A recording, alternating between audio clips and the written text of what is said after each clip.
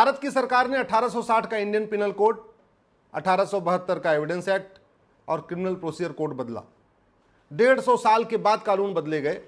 अब आंदोलनजीवी, जिसको किसान भी कहते हैं, वो आंदोलनजीवी कह रहे हैं ये तीनों कानून वापस होना चाहिए। क्यों कह रहे हैं? क्योंकि पहले उन्होंने थोड़ा सा दबाव बनाया तो किसान कानून वापस हो गया। किसान कानून वापस हो गया और जितना उन्होंने हंगामा किया था दिल्ली में, लाल किले पे किया था और भी पूरे देश में किया था, उस पर कोई कार्रवाई नहीं हुई।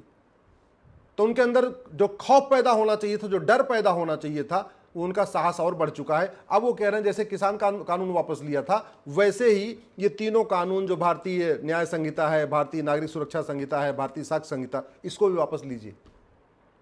मैं बार बार कह रहा हूं, आंदोलनजीवियों को विदेशों से फंडिंग हो रही है, बहुत बड़ी मात्रा में फंडिंग हो रही है, लगभग 50,000 करोड़ की फंडिंग हो रही है।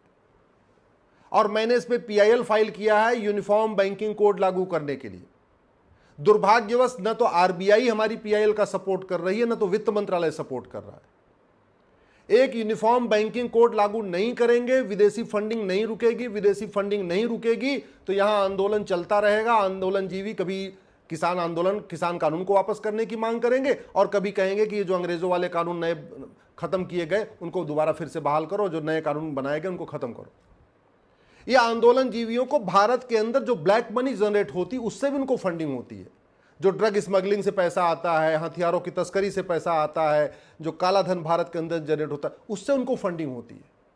ये आंदोलनजीवियों को खाड़ी देशों से, पाकिस्तान से हवाला के जरिए फंडिंग होती है।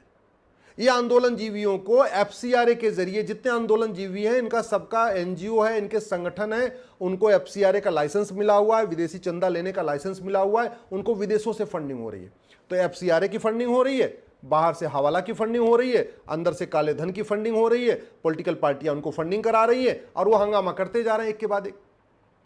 और ये बड़े शर्म की बात है कि पिछली बार इतना हंगामा हुआ, लाल किले पे पूरा नंगा नाच किया, दिल्ली में नंगा नाच किया, सड़क जाम करके रखा, लेकिन उनके खिलाफ कोई कार्रवाई नहीं हुई। क्यों? क्योंकि पहली बात तो हमारा कानून घटिया है और दूसरा उनका सिस्टम इतना मजबूत है कि उनके लिए बड़े बड़े वकील खड़े हो जाते हैं, सुप्रीम कोर्ट में खड़े हो जाते हैं, हर जगह खड़े हो जाते हैं। तो समाधान क्या है? समाधान यह है कि सबसे पहले संपत्ति को आधार से लिंक किया जाए। 50,000 रुपए से महंगी जो भी संपत्ति है, चल और अचल संपत्ति है, चाहे वो जमीन हो, चाहे जायदाद हो, चाहे वो दुकान हो, चाहे वो हीरो होंडा बाइक हो, चाहे स्कूटर हो या कार हो, सबको आधार से लिंक कर दिया जाए। पहले पता तो चले कि इस व्यक्ति के पास कितनी प्रॉपर्टी है।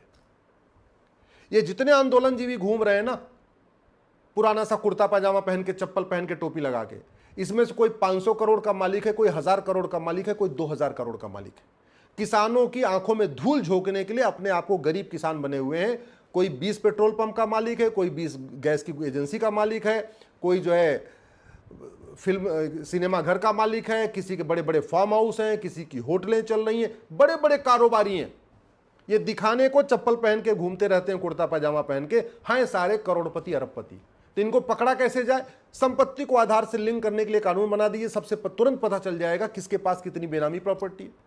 अब जैसे ही पता चल गया किसके पास कितनी बेनामी है, फिर जो बेनामी प्रॉपर्टी वाला कानून है उसमें 100% प्रॉपर्टी जब्त करने और 10 से 20 साल सजा देने का कानून बना दीजिए।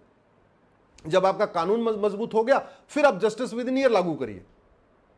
जस्टिस विद इन ईयर का मतलब नार्को पॉलीग्राफ ब्रेन मैपिंग कानून बनाइए, झूठ पकड़ने के लिए हर जिले में narco polygraph brain mapping lab बनाइए और एक जुडिशियल चार्टर लागू करिए कि डिस्ट्रिक्ट कोर्ट के जज, हाई कोर्ट के जज, सुप्रीम कोर्ट के जज सभी मुकदमों का फैसला 1 साल में करें। ये लटका के ना बैठे। 10 साल 20 साल डिस्ट्रिक्ट कोर्ट में मुकदमा चलेगा, 10-20 साल हाई कोर्ट चलेगा, तब तक तो पता चला ये आंदोलनजीवी खुद ही ऊपर चले गए, मुकदमा इनका बाद में खत्म होगा। Justice with in year. आप कठोर दंड की व्यवस्था करिए, संपत्ति को आधार से लिंक करिए।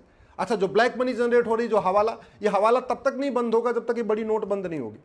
मैं कई बार पहले कह चुका हूं, मेरी बात बुरी लगती है, जब तक 100 रुपए से बड़ी नोट बंद नहीं होगी तब तक काला धन हवाला बंद नहीं होगा। जब तक काला धन हवाला बंद नहीं होगा तब तक देश में अराजकता बंद नहीं होगी। क्यों?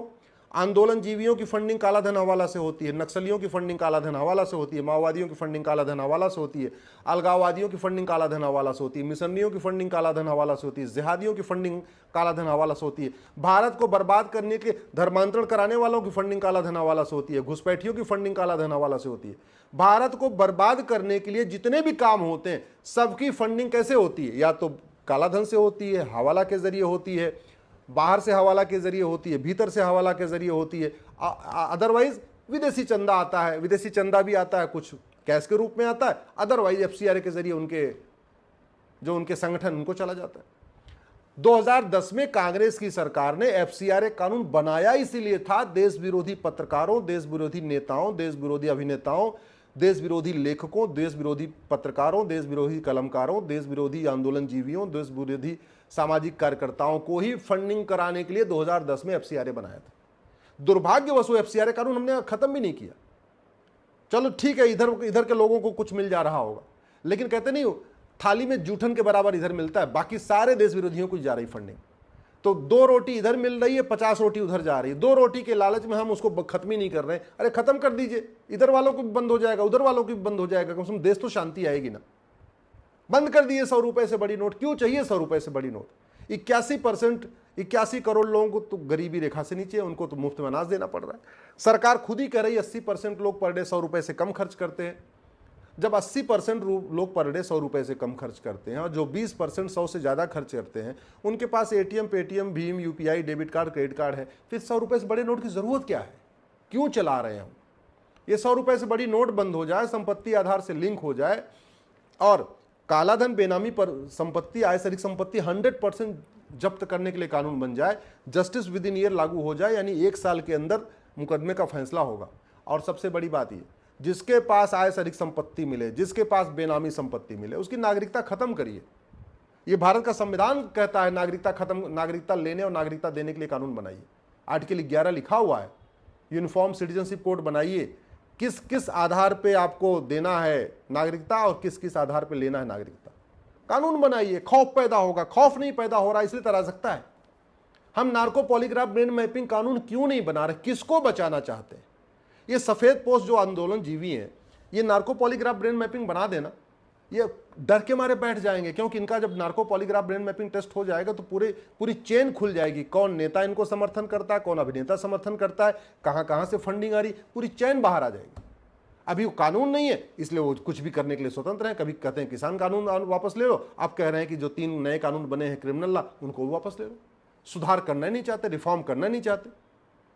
मैं सरकार से निवेदन करता हूं, किसानों से सीखिए। किसान को जब फसल बोना होता है ना, उसके पहले वो सीधे ऐसा नहीं कि वो फसल को खेत में डाल देता है, पहले जुताई करता है, गुड़ाई करता है, निराई करता है, खरपतवार की सफाई करता है, फिर भी अगर थोड़ा बहुत उसमें कुछ कीड़े मकोड़े रहते हैं तो पेस्टिसाइड डाल देता है, खत्म करता है, फिर वो उसमें बीज बोता है। सरकार अगर भारत में रिफॉर्म करना चाहती है, भारत को बदलना चाहती है, भारत को विश्वगुरु बनाना चाहती है, तो भ्रष्टाचार के खिलाफ कठोर कानून बनाना ही पड़ेगा और भ्रष्टाचार को देशद्रोह घोषित करना पड़ेगा। काला धन हवाला को राष्ट्र की सुरक्षा के लिए खतरा घोषित करना पड़ेगा। काला धन हवाला को सबसे बड़ा देशद्रोह घोषित करना पड़ेगा। जो लोग विदेशी इशारे पे कोई काम कर रहे हैं उनकी नागरिकता खत्म करने, 100% प्रॉपर्टी जब्त करने, आजीवन कारावास, फांसी देने के लिए कानून बनाना पड़ेगा। अब विदेशी इशारे पे कौन काम कर रहा है ये तो तभी पता चलेगा जब narco polygraph brain mapping lab होगा। अगर हमने कठोर कानून बनाया होता ना, संपत्ति को आधार से लिंक किया होता और 100% संपत्ति, बेनामी संपत्ति जब्त करने, आय से अधिक संपत्ति को 100% जब्त करने और आजीवन कारावास, फांसी देने के लिए कानून बनाया होता, मैं गारंटी के साथ कहता हूं कांग्रेस खत्म हो गई होती। और कांग्रेस खत्म हो गई होती, अराजकता खत्म हो गई होती। अगर हमने कठोर कानून बनाया होता और जस्टिस विद इन ईयर लागू किया होता कि 1 साल के अंदर मुकदमे का फैसला होगा, लालू परिवार आज तिहाड़ में होता, लालू परिवार तिहाड़ में होता तो बिहार में जाति का जहर घोलने वाला कोई बचता नहीं। संपत्ति को आधार से लिंक किया होता, नार्को पॉलीग्राफ ब्रेन मैपिंग कानून बनाया होता, जस्टिस विद इन ईयर लागू किया होता, कश्मीर में अब्दुल्ला परिवार, महबूबा परिवार तिहाड़ में होता और अगर ये दोनों परिवार तिहाड़ में होता तो इनकी पॉलिटिकल पार्टी खत्म हो जाती, कश्मीर में शांति आ जाती।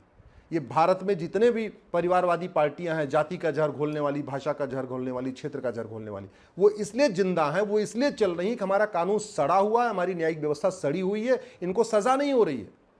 क्या स्टालिन परिवार के पास आय सारी संपत्ति नहीं है क्या? क्या गांधी परिवार के पास आय से अधिक संपत्ति नहीं है क्या? क्या सोरेन परिवार के पास आय से अधिक संपत्ति नहीं है क्या? क्या मुलायम परिवार के पास आय से अधिक संपत्ति नहीं है क्या? क्या महबूबा परिवार के पास आय से अधिक संपत्ति नहीं है क्या? क्या अब्दुल्ला परिवार के पास आय से अधिक संपत्ति नहीं है क्या? क्या हुड्डा परिवार के पास आय से अधिक संपत्ति नहीं है क्या? ये जितने भी भाषा के जो क्षेत्रीय पार्टियां हैं, ये सब करोड़ों अरबों के मालिक हैं। और अगर इन परिवार, अगर कठोर कानून हो, इन परिवार, ये काला धन बेनामी संपत्ति रखने वालों को सजा हो जाए, ये परिवार खत्म हो जाएंगे, परिवार खत्म हो जाएंगे, इनकी पॉलिटिकल पार्टी खत्म हो जाएगी। पॉलिटिकल पार्टी खत्म हो जाएगी तो जातिवाद, भाषावाद, क्षेत्रवाद खत्म होगा, माओवाद, नक्सलवाद, कट्टरवाद, जिहाद, मजहबी उन्माद खत्म होगा। और नहीं तो कभी यहाँ आंदोलन होगा, कभी वहाँ आंदोलन होगा, कभी ये एक पूरे देश में अराजकता चलती रहेगी।